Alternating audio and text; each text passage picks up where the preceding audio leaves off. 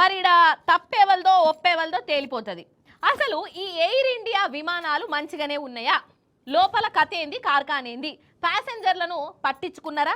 ఇగో ఇవన్నీ విమానంలో ప్రయాణం చేసిన ఓగా అన్న వీడియో తీసి మరి పెట్టిండు. మనం కూడా చూద్దాం రాండ్రి. అటెన్క ఎవరిది తప్పో తెలిసేద్దాం మనం, నడుగురి.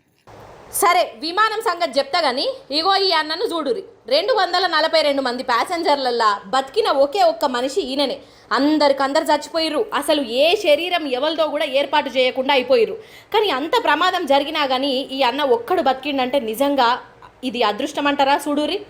సావుతోని పోరాటం అంటారా? ఏమంటారో ఇక మీ ఇష్టం.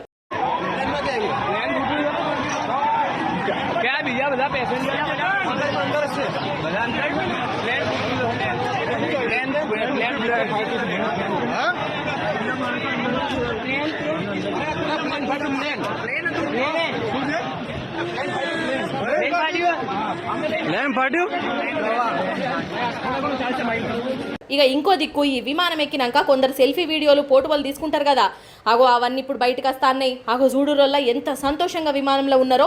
ఇగో ఈడనైతే గుజరాత్ మాజీ సీఎం విజయ్ రూపానీ సార్ కూడా ఉన్నాడు. ఇదే సారుది ఆఖరి ప్రయాణం. అయితే అసలు ఎయిర్ ఇండియా విమానాలే బేకారు విమానాలు. అందులో ఏది కూడా చక్కగా పనిచేయదు. ఫోన్లు పనిచేయయి, బెల్లులు పనిచేయయి, అన్ని పాత ఇనుప సామాన్లను పెట్టినట్టే పెడతారు అని ఎవరో వీడియో తీసి సోషల్ మీడియాలో పెట్టిరు. విమానాల పరిస్థితి గిట్లున్నాక ఇక ప్రమాదాలు కావా అని గరమైతాండ్రు.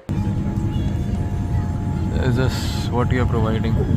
And as usual, that is why Air India is considered as one of the worst airlines in the world. AC is still not working, and today it is very, very, very hot in Delhi.